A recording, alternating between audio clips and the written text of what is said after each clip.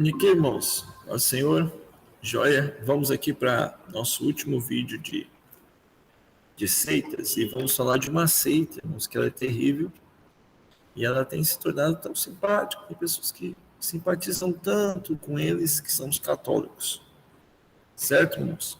Vamos ver alguns erros deles e umas coisas que precisam de melhoria. A palavra católica vem do grego católicos, quer dizer universal. O nome catolicismo romano já observamos uma contradição. Norrene Berter, em seu livro Catolicismo Romano, cita o Dr. John Gester, que escreveu: rigorosamente falando, católica romana é uma contradição de termos. Católica significa universal, romano significa particular. Então, daí nós vamos ver uma bagunça. E essa bagunça vai perdurar, irmãos, em toda a sua teologia.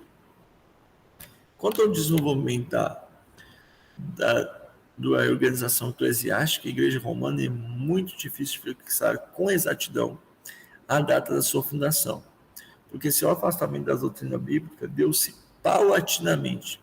Com a destruição de Jerusalém no ano 70, inúmeros cristãos passaram a viver na perícia de Roma. Durante os primeiros séculos cristãos, ocorreram muitas perseguições. Isso cooperou para que a igreja se mantivesse fiel às escrituras.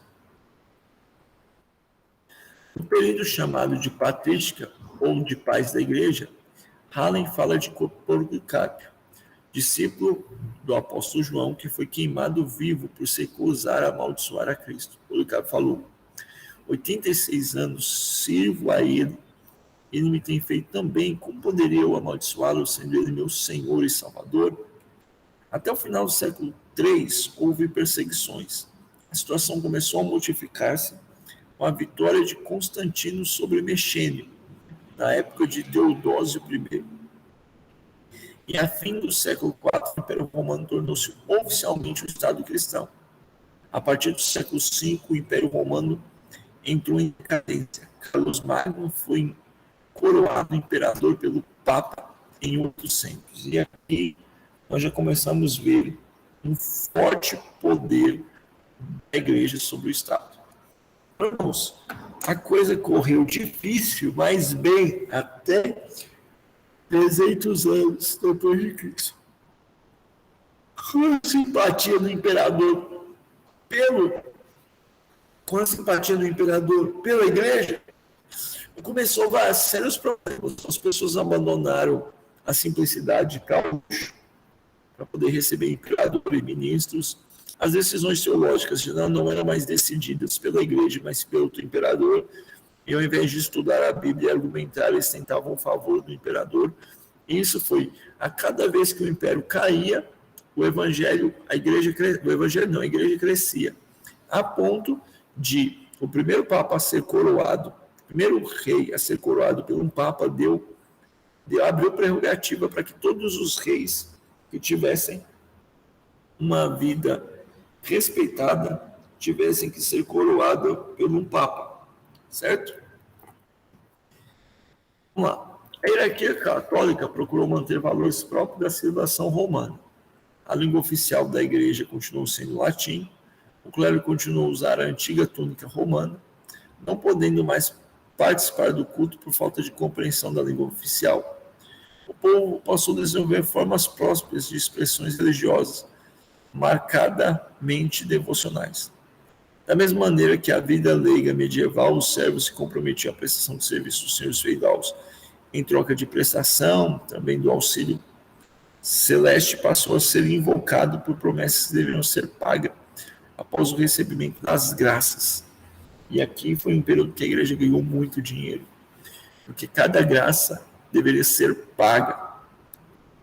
Vamos lá. Diante da fragilidade da prática religiosa, o Concílio de Latrão, em 1215, decidiu ordenar os fiéis cristãos a assistência dominical à missa sob pena de pecado, bem como a confissão e a comunhão anual. A partir do século XIV, diversos grupos passaram a solicitar reformas urgentes. Dessas divergências resultou a cisão no seio da Igreja Católica e o surgimento da denominação protestante. A Igreja Católica reagiu de forma conservadora a tudo isso com o Concílio de Trento, realizado entre 45 e 63. A partir de então, a Igreja Cristã, subordinada à autoridade papal, passou a denominar-se Católica Apostólica Romana, em oposição às igrejas protestantes. Diante da progressão da leitura bíblica promovida por Lutero, a hierarquia católica remandou sua difusão de catecismo como resumos de fé. Então, a reforma protestante fez com que a Igreja Católica andasse em favor ao povo, dando leitura, dando algum jeito de obrigar aos cristãos não se desviassem da Igreja Católica. Vamos lá. Outros concílios. Vaticano I, interrompido com a tomada de Roma em 1870, reforçou as posições autoritárias da Igreja, ao proclamar o dogma da infalibilidade papal. A Igreja Católica inicia um processo de abertura com o Concílio de Concílio Vaticano II, realizado nessas datas. Adequam-se a diversas culturas do povo, com a introdução das vernáculas, idioma próprio do país, e a adoção de trajes civis pelo clero.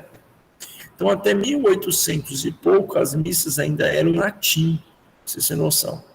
A fé católica foi trazida para o Brasil pelos portugueses. A partir de 1500, na sociedade colonial, a fé católica era obrigatória, não sendo tolerada outras religiões. Por essas razões, a população negra trazida como escrava foram se obrigada a receber o batismo e observar preceitos ortodoxos. A defesa da ortodoxia religiosa era feita pelos tribunais de inquisição da metrópole, realizando no Brasil diversas visitações do Santo Ofício. E aqui, no Santo Ofício, irmãos, é que as pessoas morriam por causa de discordar da palavra de Deus. Vamos lá. Com a proclamação da República, o catolicismo deixou de ser religião oficial e o clero perdeu o direito de subvenção dos cofres públicos. A Igreja do Brasil reforçou sua dependência em relação à Santa Fé. Com a Constituinte de 1934, os católicos conseguiram o direito de ensino religioso nas escolas públicas, capelães militares no Exército e subvenções para obras assistenciais e educativas. Continua bem ligada ao governo. Em 1952, cria-se a CNBB para coordenar a ação da Igreja. Com o golpe militar em 64, a Igreja foi afastada da aliança do poder político. Nos anos 70 e 80, a Igreja engaja-se pela luta da redemocratização. E aqui, irmãos, vale ressaltar um assunto, que a luta pela redemocratização não foi só pelos valores democráticos, foi porque, por causa do governo militar, não houve, assim, muita teta para mamar. A renovação da católica carismática de origem norte-americana chega ao Brasil em 1968, com o padre jesuíta Ram, e hoje um dos expoentes é o padre Marcelo Rossi e o padre bonitão lá, Fábio de Mello. Doutrina. Maria, Mãe de Deus, decidido no Concílio de 31, que Maria se tornou a verdade Mãe de Deus pela concepção do Filho. Os fiéis veneram a memória, primeiramente da gloriosa Virgem Maria, Mãe de Deus, Nosso Senhor. Santo Atanásio acompanhou o Concílio de Nicéia e foi um dos que defendeu o dogma do Theotokos, onde Maria não é apenas a mulher, a mãe de Jesus, mas também é considerada mãe de Deus. E aqui nós temos um detalhe perigoso por causa das palavras. E quando fala mãe de Deus, ela está falando mãe de Jesus, o homem. Mas com o passar dos anos isso ficou entranhado. Refutação. Na declaração acima do concílio existem várias heresias. Virgindade, primazia de Maria sobre a Trindade, Maria mãe de Deus, Maria foi a mãe de Jesus homem, o Deus Jesus eterno existia antes de Maria e da própria criação. O título Rainha dos Céus, acrescentado na Idade Média, evidencia uma influência pagã nos moldes da deusa babilônica. Eu tinha precisamente o mesmo título, que é combatido em Jeremias. Vamos lá, doutrina. Apesar da teologia católica procurar traçar uma linha entre a adoração que se dá a Deus e a que se oferece a Maria e aos santos, na prática elas são não pode se destituir. A Bíblia diz que somente Deus deve se adorar. O título de rainha foi acrescentado na Idade Média e venceu uma influência pagã. Imaculada Conceição Maria. Em 1854, disseram que Maria nunca deixou de servir. A refutação, irmãos, está em vários textos, que ninguém é imaculado, ninguém é santo, só Jesus, todos pecaram, que Maria precisava de um Salvador. A Imaculada Conceição de Maria, além de ela ter concebido santa, ela continua santa. A perpétua virgindade de Maria, refutada também pelos textos que falam sobre os irmãos. A Assunção de Maria em corpo e alma aos céus. Irmãos, em 1950, dizem que Maria assunta ao céu. O texto básico que eles usam, irmãos, é Apocalipse 13, 12, na verdade. E aqui não existe nenhuma base bíblica para Maria ter chegado ao céu. A Bíblia deixou bem claro as pessoas que para lá foram: Enoque, Elias e não Maria. A impressão de Maria e dos santos mortos, desde o início a alma é guardada, eles não deixam de interceder por nosso Pai, representando os santos, intercede por nós. A refutação, existem várias refutações, mas uma especial. Jesus não permitiu que orassem a Maria. Bem-aventurada os que te ouvem e guardam a palavra, Jesus disse. A Bíblia ensina que só existe um mediador entre Deus e os homens, que é Jesus. Vamos lá. O corpo e o sangue de Jesus Cristo se tornam reais em essência na ceia. Realmente é o corpo e é o sangue. A gente diz que é feito em memória de mim. Isso é feito em memória de mim. Vamos lá. Aqui, outra heresia cabulosa. Pedro, a rocha inabalável. A refutação é o seguinte, irmãos, vamos lá, uma refutação. A pedra sobre a qual Jesus edificou a igreja, ele próprio, como Filho de Deus. A expressão pedra, Cristo, Deus vivo, isso vem de Mateus, repreendendo Satanás, que falou através de Pedro, que prova a sua fragilidade, porque na igreja não pode ser edificada sobre um homem que deixou o diabo. Jesus Cristo viu que Pedro, o primeiro papa. Como Pedro é a pedra, ele tinha que ser o primeiro papa, dando origem aos papados, irmãos. Jesus diz o seguinte: Pedro, você é pedra pequena, cascalho. Eu sou rocha, e sobre esta rocha edificarei minha igreja. Vamos lá.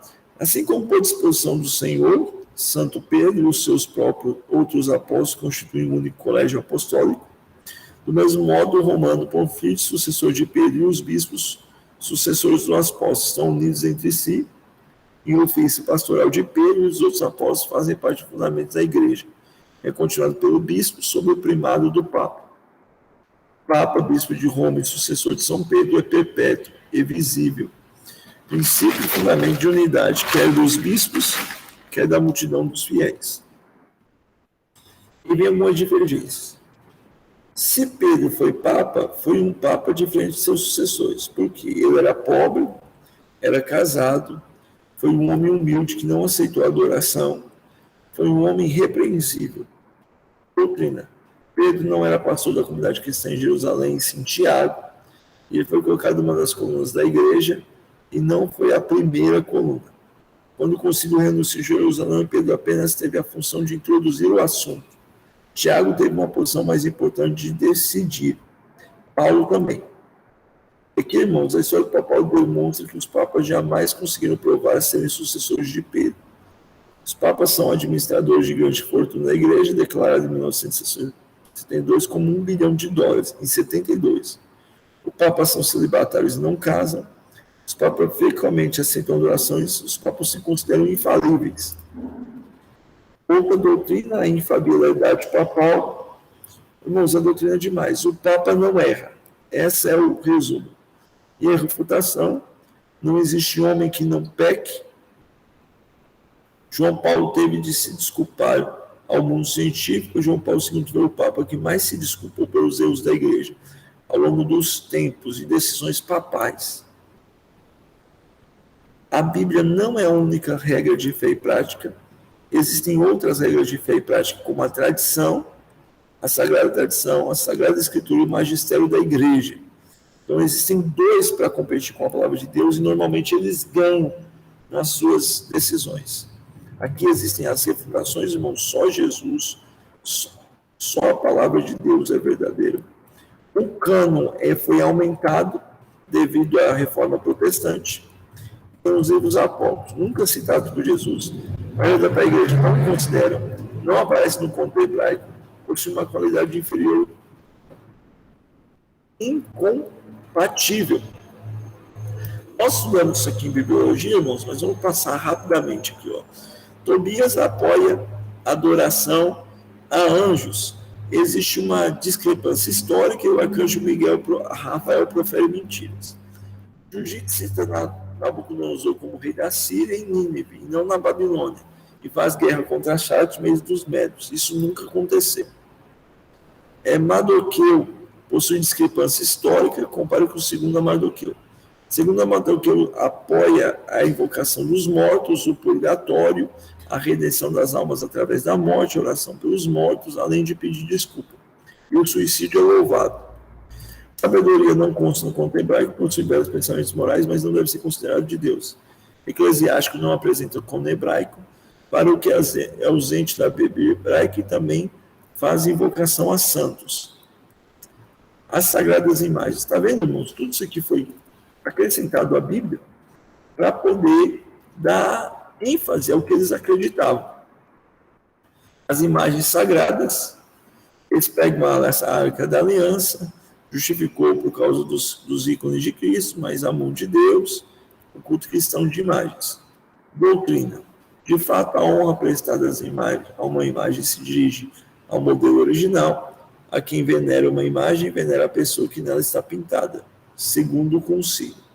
A honra prestada às santas imagens é uma veneração respeitosa, não uma adoração que só compete a Deus. Nós devemos compreender a cada um. Refutação. Deus ordenou construir uma cidade de adorno e fazer sombra sobre a arca. Deus mandou construir a serpente para prefigurar a morte de Cristo. Ezequias foi enaltecido porque destruiu a mesma serpente anos depois. Quero usar o verbo venerar no lugar de adorar, não passa de sofismo, é a mesma coisa. Vejamos, irmãos, ajoelham, acende luz, fazem promessas, rezam, carregam, constroem igrejas e catedrais em nome dos santos. Fazem grande diferença entre as imagens de um mesmo santo, uma sendo honrada de uma maneira, lugar, e outras honrarias solenes. E contra isso, irmãos, existem milhares de versículos, centenas de versículos contra a adoração a santos. Purgatório e juízo final. Vamos lá. Mais um erro doutrinário da igreja. Os que morrem na graça e na amizade de Deus não são mais completamente purificados. Embora tenham garantido salvação eterna, passam para a sua morte ter uma purificação, a fim de obter a santidade necessária para o céu. A igreja denomina purgatório, esse purgatório final distingue os condenados. A igreja formulou a doutrina da fé relativa ao purgatório, sobretudo em 39, em Trento, referente-se aos textos das Escrituras. Refutação. Deus não declara que nenhuma condenação para os que estão em Cristo. Se Deus mandasse alguém para o fogo purificador, a morte de Jesus Cristo na cruz não valeria nada. A Bíblia ensina que quem crê em Jesus não está condenado. Se Deus mandasse alguém para o fogo purificador, não faz sentido Jesus ter morrido na cruz. Oração pelos mortos, irmãos. Estão vendo que é uma série, irmãos. Não é só a pessoa, gente, ali, é um irmão afastado. Não, é uma série de erros, irmãos. Oram pelos mortos. Refutação. Depois da morte segue-se o juízo. E nada pode se fazer, irmãos. Só. Não existe salvação fora da Igreja Católica. Então, todo mundo que está fora é um herege. Nós vemos que não existe salvação fora de Cristo Jesus. Os sacramentos são necessários à salvação, então a pessoa tem que ter o batismo, a crisma, a eucaristia, a penitência, unção, ordem e matrimônio. Se não passar por isso, não tem salvação. E aqui entra em contradição, irmãos, porque Os sacerdotes não têm um casamento, não se casam. Eles dizem que se casam na igreja, com Cristo, com a noiva, com Maria. Mas é uma roubada filosófica bem feia, né, irmãos? Refutação: Jesus nos deixou 2 sacramentos, que é o batismo e a ceia. Tem nada a ver com a Bíblia. Uma doutrina: salvação é através das obras, e nós vemos que através da graça, e fazem boas obras para poder ter menos tempo no purgatório. Nós vemos que a gente tem boas obras, mas não é para a salvação. O poder de perdoar pecado. O padre, o bispo, o papa tem poder de perdoar pecado. Ok? Nós sabemos que só Jesus tem esse poder por intermédio do seu sangue de perdoar pecado. Leiam, viu, irmãos, isso aqui. As indulgências. As indulgências, os fiéis podem pedir para si mesmos e aplicar a defuntos. São ofertas que eu dou para diminuir o sofrimento papal. Refutação, irmãos: o Papa não é o vigário de Cristo, não substitui Cristo, não tem os tesouros do céu. Cancelamento de pecados pela ida de Roma, é pecado de simonia, traficar com as coisas sagradas, apontado como Pedro falou. Salvação não pode ser comprada, ela é gratuita em Cristo Jesus. E aqui é um tema poderoso da reforma protestante.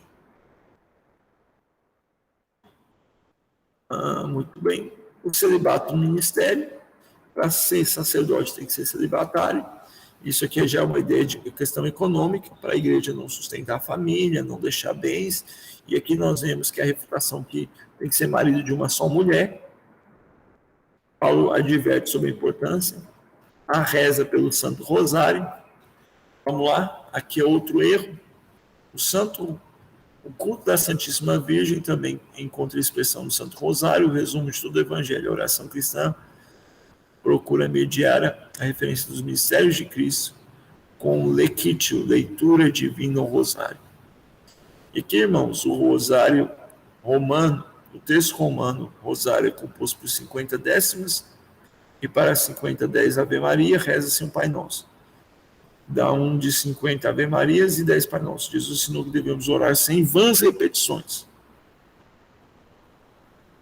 Os santos são canonizados ao canonizar-se as fiéis, isto é, ao proclamar solenemente que os fiéis praticaram heroicamente virtudes e viveram fidelidade a Deus, e conhecem o poder do Espírito de santidade através das esperanças. Ação, irmãos. Essa prática foi decretada em 880, atribuindo a si mesmo o Papa esse direito. Estabeleceu-se necessário provas de cura e milagres. A Bíblia nos ensina claramente que depois da morte segue-se o juízo, não pode fazer mais nada. E acabamos, irmãos, com essa doutrina tão escandalosa que é o catolicismo. Leiam, estudem, vejam os versículos, porque eles estão cada dia se preparando mais para continuar enganando a si mesmo e enganando aos outros. Deus abençoe.